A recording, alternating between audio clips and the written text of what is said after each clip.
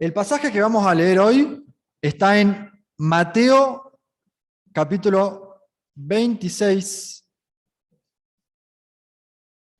Vayan yendo ahí porque yo lo puse en un lenguaje más actual.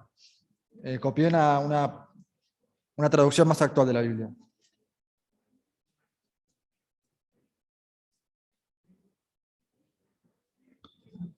Muy bien. Igual no se preocupen que estos están todos acá.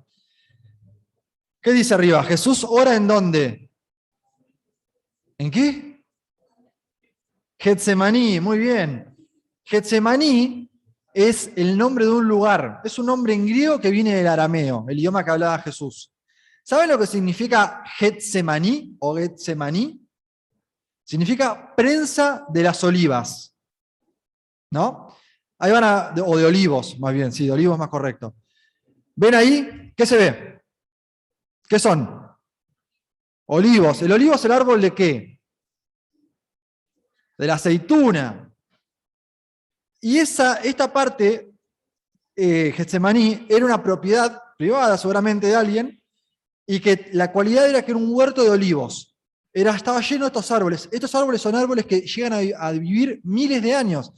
Es más, se dice que muchos de esos árboles que están hoy en día estaban aún cuando Jesús vivía. Son árboles de miles de años.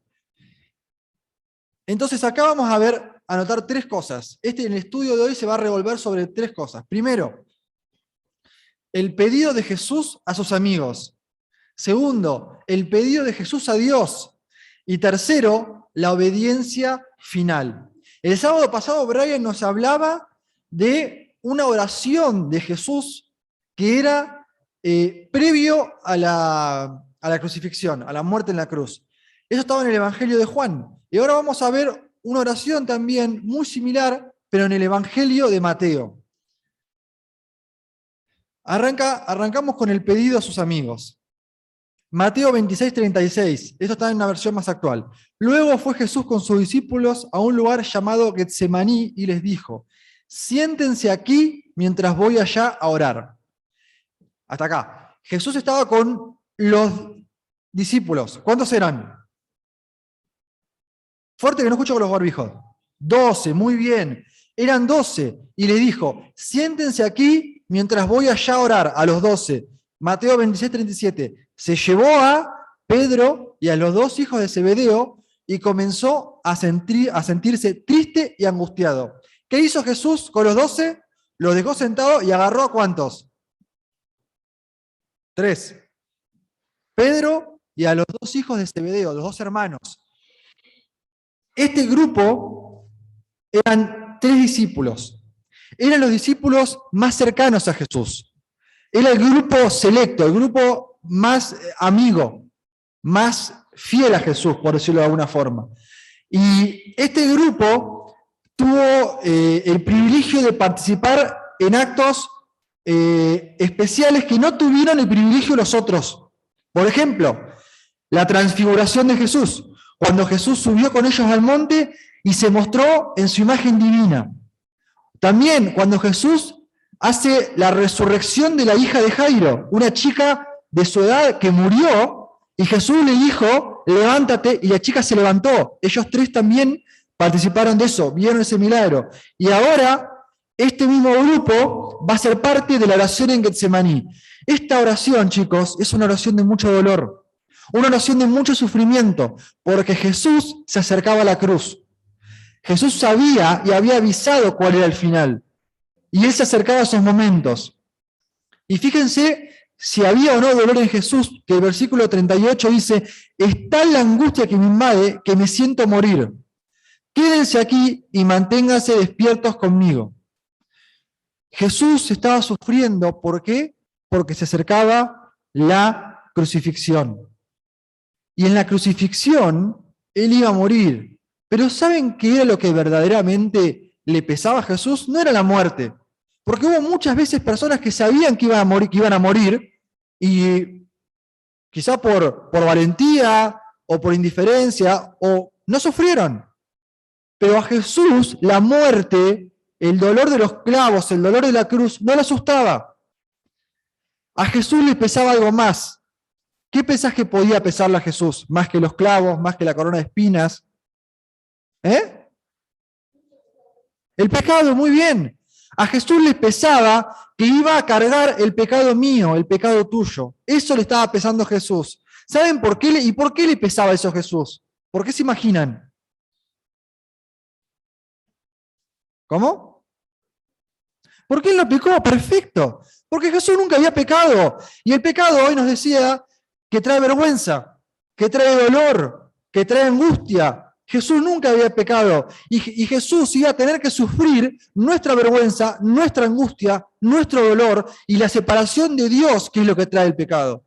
El que nunca lo había experimentado lo iba a tener que sufrir. Por eso su alma, como dice su versión, alguno que lea el 38, con su versión, fuerte.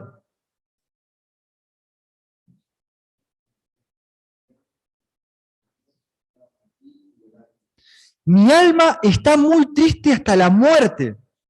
Literalmente Jesús le está diciendo eso. Me siento tan mal que siento que voy a morir. Eso es el dolor del pecado en la vida de Jesús. Y vos tenés que tenerlo en cuenta porque eso es lo que vos le generaste a Jesús, lo que yo le generé a Jesús. No podemos tomarnos a la ligera esto. No podemos tomarnos a la ligera lo que nuestras acciones le generaron a Cristo. Entonces, Él le dice a los discípulos que iba a sufrir y mucho, que se queden con Él, que lo acompañen. Y esto nos deja unas reflexiones. Primero, Jesús nos enseña, no está mal tener amigos especiales. Seguramente si vos decís, ¿cuáles son tus amigos? Muchos puede haber, pero siempre hay algunos que los contás con la mano, que son tus amigos especiales, que son aquellos en los que vos tenés tu confianza depositada, que son aquellos amigos que vos decís son incondicionales. Nosotros estamos llamados, lo dice la Biblia, a estar en paz con todos los hombres, con todas las personas, mayormente con lo de la familia de la fe, con los cristianos. A estar en paz, a llevarnos bien con todos, mientras dependa de nosotros. Pero no está mal tener un grupo privado de amigos. Si está mal, apartar a gente, eso sí, pero no está mal que vos tengas tu confianza en pocas personas, no está mal eso. Tampoco está mal que vos le pidas ayuda a tus amigos en momentos que vos estás sufriendo. Jesús en su humanidad estaba sufriendo porque él sentía ya el peso del pecado sobre sus hombros. Entonces le pide a sus amigos que estén con él. Y chicos, déjenme decir, los discípulos no entendían la razón del sufrimiento de Jesús, no lo comprendían, porque ellos tenían una vista muy chata de las cosas. No entendía que Jesús iba a ser la paz de ellos en la cruz, la paz nuestra, no lo comprendían. Entonces, yo decís, Jesús, tus amigos no te entendían, ¿para qué lo llamaste? ¿Saben qué? Porque muchas veces no es por lo que vos puedas decirle a tu amigo que está sufriendo, muchas veces no es por lo que vos puedas darle, muchas veces es por estar ahí simplemente, por escucharlo, por estar al lado. Ya eso hace la diferencia muchas veces. No está mal pedirle ayuda a tus amigos en momentos que vos sufras. Y por último, no está mal mostrar nuestras emociones frente a ellos. No estoy diciendo acá que vos seas un dramático, que vos te pongas a llorar delante de todo el mundo, pero en aquellas personas en las cuales vos confiás, en las cuales vos querés y son verdaderamente tus amigos, no está mal que vos muestres tus emociones. Esto por ahí no tanto a las mujeres, más a los hombres. A veces los hombres piensan, no, mirá, aquel que habla de las emociones medio... No, nada que ver. Aquel que verdaderamente muestra sus emociones es un hombre valiente. Es un hombre que está dispuesto a mostrarse tal cual es. No el que siempre se guarda todo es el más macho. No, saquen eso de la cabeza, porque solamente le va a generar amargura a la larga. No está mal mostrar tus emociones frente a tus amigos. Y fíjense si no lo hizo Jesús, que está en el versículo 37. Y comenzó a sentirse triste y angustiado. Una vez que estaba con los 12 y se separó y se quedó con los 3 amigos personales, comenzó a sentirse triste y angustiado. Fue como un descargo de Jesús eso. Avanzamos con esta sección. El pedido al Padre. Yendo un poco más allá, se postró sobre su rostro y oró: Padre mío, si es posible, no me hagas beber este trago amargo, pero no sea lo que yo quiero, sino lo que quieres. Fíjense, acá arriba. Dice que se postró sobre su rostro y oró. Jesús arrodillado, muy posiblemente con la cara en la tierra, en señal de dolor, en señal de sumisión a Dios. Le dice: Padre mío, si es posible, no me hagas beber este trago amargo. En su versión seguramente decía algo como: pase de mí esta copa, ¿no? Algo así dice. ¿Saben lo que significa esto? No está diciendo que de beber algo literalmente. Fíjense lo que dice ahí. Trago amargo copa, Mateo 20:22.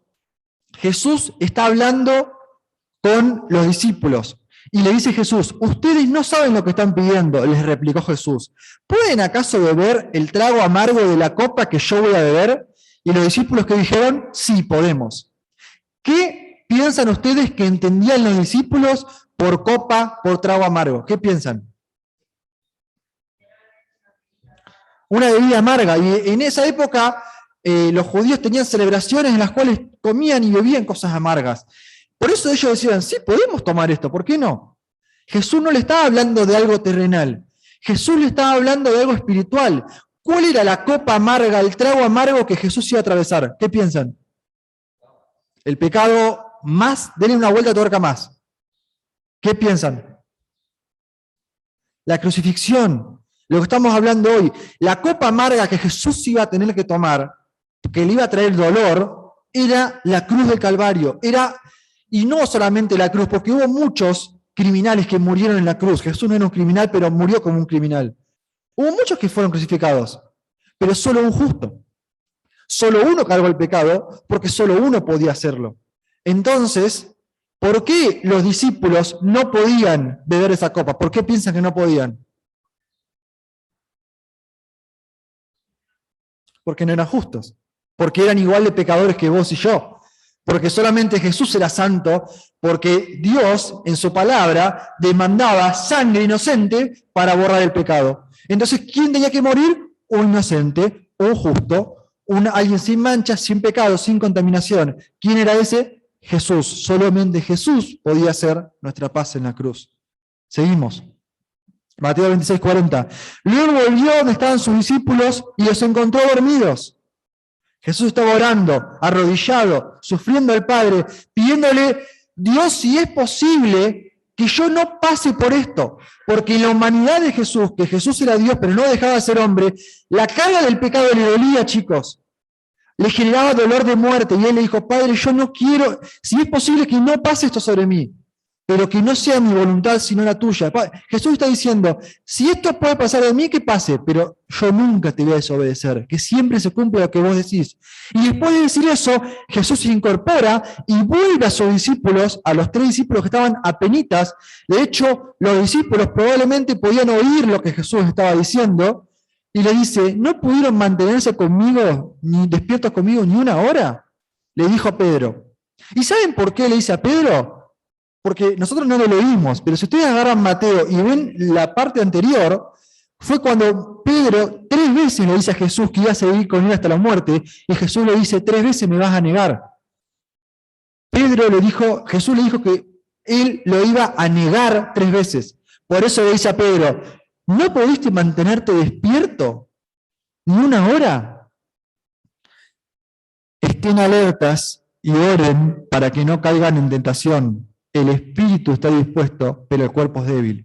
Jesús acá le estaba enseñando algo. Aún en su dolor, aún en su sufrimiento, Jesús se tomó el tiempo para enseñarles algo a los discípulos. ¿Qué le dice? Estén alertas y oren para que no caigan en tentación. ¿Cuál iba a ser la tentación? Ya esto es complicado. Si la sacan, me pongo contento. ¿Cuál iba a ser la tentación de los discípulos? Un poco los peleé. Porque le dicen: estén alerta y oren. ¿Jesús iba a ser el único que iba a ser probado en las próximas horas? No. Los discípulos también iban a ser probados. De hecho, sin ir más lejos, ¿qué le dije que iba a hacer Pedro? Lo iba a negar. ¿Y por qué lo iba a negar? Esto ya más compliqueta. ¿Saben por qué lo iba a negar? Porque se iba a ver rodeado de personas que estaban en contra de Jesús y estaban en el medio y era visitante. Y temía por su vida. Por eso cuando le preguntan: ¿vos no era el que estaba con Jesús? No, yo no lo conozco, dijo Pedro. Entonces Jesús le estaba diciendo, estén alerta y oren para que no caigan en tentación. Ellos también iban a ser probados. Ellos también iban a padecer la prueba. Y él le dice, el espíritu está dispuesto, pero el cuerpo es débil. ¿Saben lo que le está diciendo? Y que nos pasa a nosotros, chicos. Muchas veces sabemos lo que tenemos que hacer. Sabemos lo que es correcto. Nuestro espíritu, el Espíritu Santo de Dios que vive dentro nuestro, en el momento que aceptamos a Cristo como Salvador, nos enseña y nos advierte lo que está bien y lo que está mal. Y nos dice, el espíritu está dispuesto. Vos sabés lo que ustedes saben lo que tienen que hacer bien, pero el cuerpo es débil. A veces somos débiles. A veces cuando viene la prueba sobre nosotros, tomamos la salida fácil. Tomamos la salida que no agrada a Dios. Caemos en la tentación de no obedecer. Y eso es lo que le pasó a Pedro. Y Jesús les enseña esto, les advierte esto y les enseña. La obediencia final. Mateo 26:42. Por segunda vez se retiró y oró, Padre mío, si no es posible evitar que yo beba este trago amargo, hágase tu voluntad. Fíjense que acá ya cambió la oración. ¿Se dieron cuenta? Lo primero era, si es posible, pase de mí esta copa, pero no se haga mi voluntad, sino que se haga la tuya, Dios. Esa fue la primera oración de Jesús. Fíjense cómo cambia la segunda. Si no es posible evitar que yo beba este trago, hágase tu voluntad. ¿Alguno la puede leer con su versión, que es más claro todavía? Fuerte. El 42.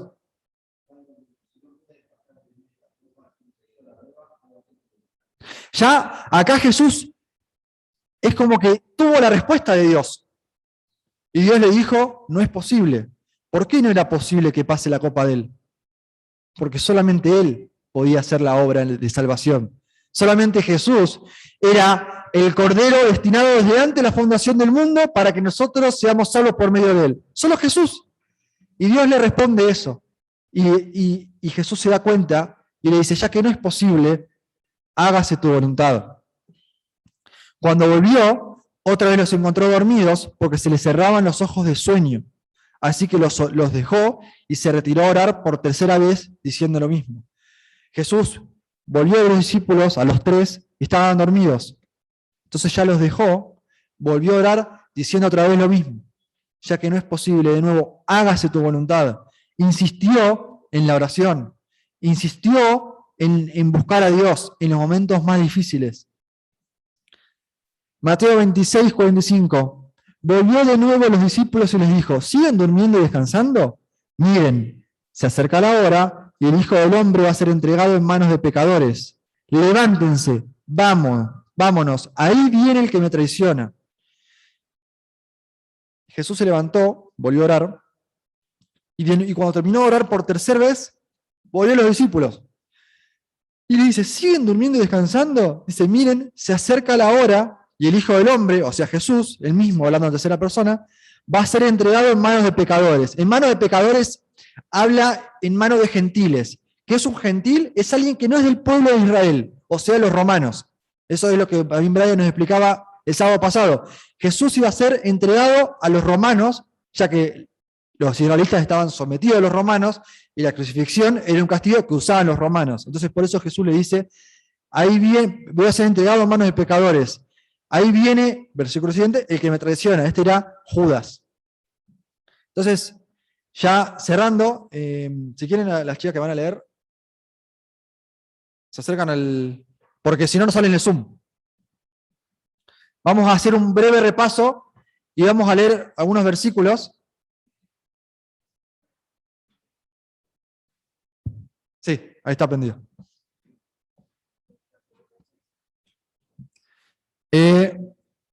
Este pasaje nos muestra, y vamos a hacer un breve resumen. La humanidad de Jesús es lo primero que vemos. ¿Por qué? Comenzó a entristecerse y a angustiarse.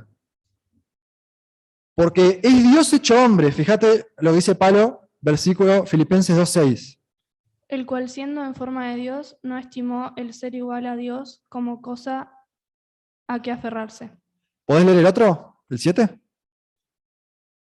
Sino que se despojó a sí mismo tomando forma de siervo, hecho semejante Semejante a los hombres. a los hombres. Muy bien. Es Dios hecho hombre. Jesús, siendo Dios, dice que no estimó el ser igual a Dios como cosa que aferrarse. No es que Jesús dijo, yo soy Dios, ¿cómo me voy a rebajar a ser hombre? No. Dice que se despojó a sí mismo, se sacó de encima esa gloria que él tenía y tomó forma de hombre, tomó forma nuestra.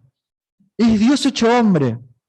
Y como hombre padeció sufrimiento. Hebreos 4:15. Porque no tenemos un sumo sacerdote que no pueda compadecerse de nuestras debilidades, sino uno que fue tentado en todo según nuestra semejanza, pero sin pecado. Fíjense, dice, está hablando de Jesús este versículo.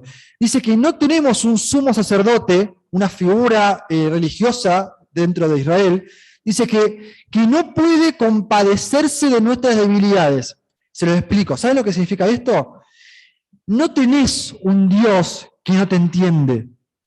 Que vos podés decir, vos no me entendés porque vos no sos hombre, porque vos no padecés lo que yo padezco.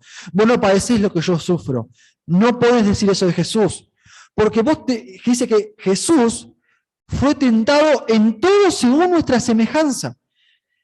Todo lo que vos pudiste haber sufrido, Jesús lo sufrió. Padeció el problema, el vivir cerca del pecado, el vivir en contextos desfavorables. Incluso sufrió el dolor del pecado cuando estaba en la cruz. Y dice que fue tentado en todo según nuestra semejanza. Sufrió todo lo que vos podés sufrir, pero sin pecado. Esa es la diferencia. La humanidad de Jesús, la obediencia de Jesús a Dios también nos enseña. Era el único que podía ser nuestro Salvador. Hechos 4:11. Este Jesús es la piedra reprobada por vosotros los edificadores, la cual ha venido a ser cabeza del ángulo. Bien, complicado. Dice que este Jesús es la piedra reprobada por los edificadores. Antes, en la construcción de las casas, de los edificios, se empezaba por una piedra angular, la piedra más importante, y sobre ella se levantaba la estructura. Era la piedra más importante. Se llamaba la piedra del ángulo. Y está hablando como una figura acá, y los edificadores es el pueblo de Israel, porque eran aquellos que supuestamente tenían la luz para llevar a las personas a Dios, porque Dios se le había manifestado a ellos, no a los egipcios, no a los persas, no a los romanos, a los israelitas. Por eso eran los edificadores. Y dice que esa piedra que los edificadores rechazaron, vino a ser cabeza del ángulo, vino a ser la más importante. Y Jesús era el único que podía ser nuestro Salvador. Era el único que podía hacer la paz tuya y mía en la cruz. Era el único que podía perdonar tu pecado en la cruz del Calvario, porque fue el único que no pecó. Fue el único que vivió como vos y yo, pero sin pecado. Luchó con la debilidad de su humanidad, pero fue obediente al Padre. Hebreos 5:8.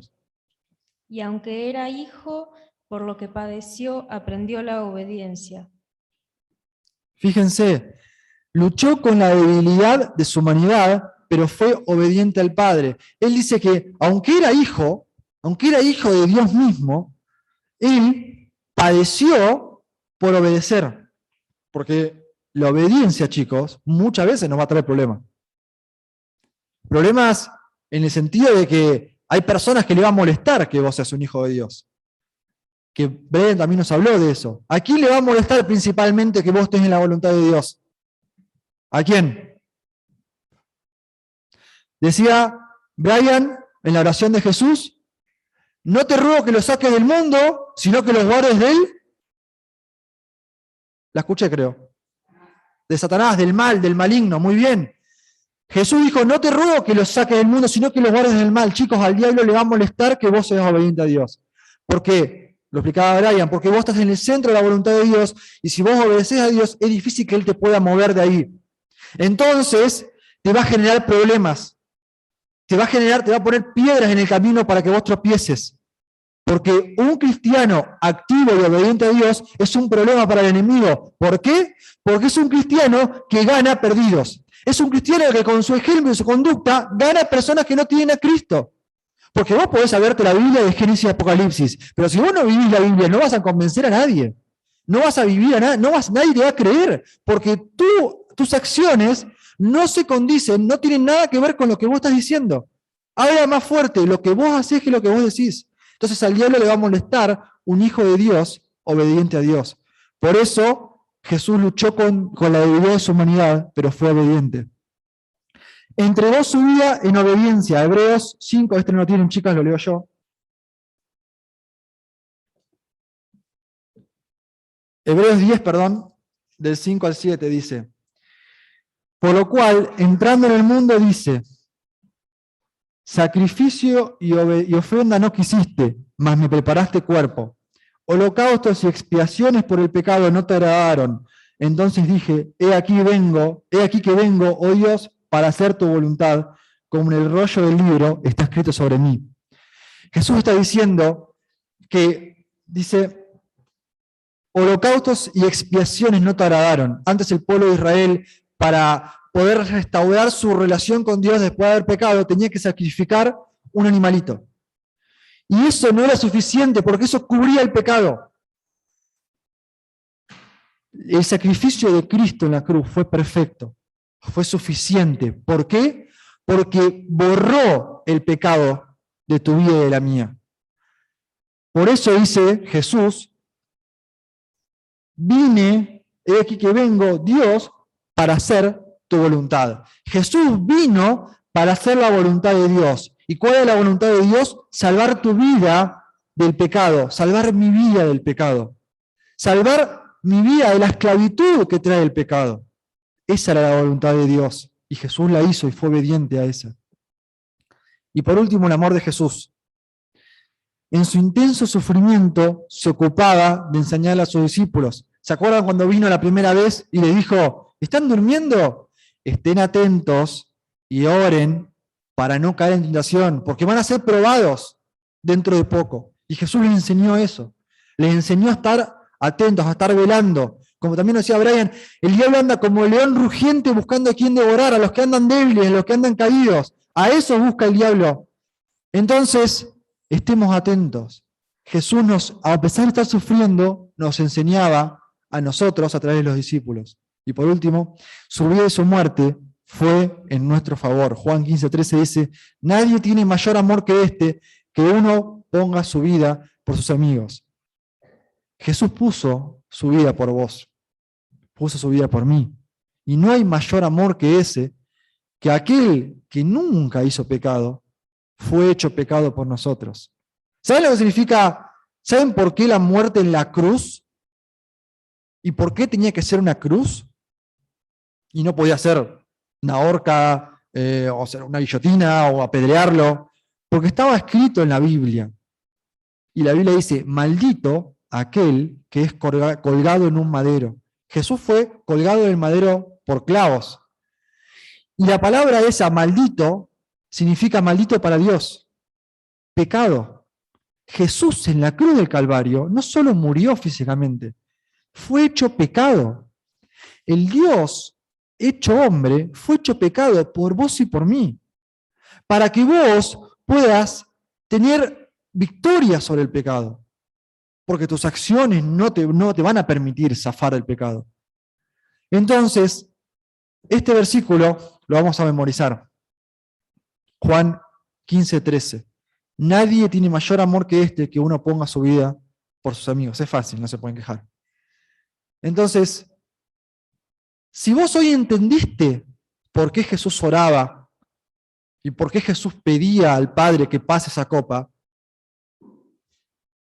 y vos nunca tomaste conciencia de que todo eso era por vos, para que vos puedas tener una relación con Dios y puedas reconstruir tu relación con Dios, hoy te invito a hacerlo.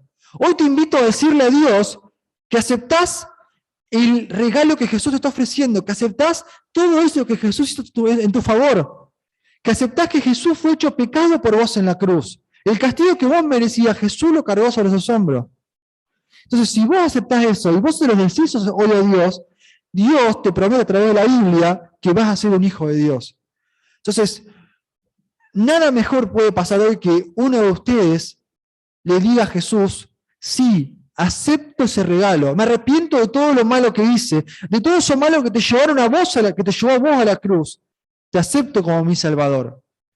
Y a partir de hoy, si ustedes se lo dicen a Dios, Dios les promete que van a ser un hijo de Dios.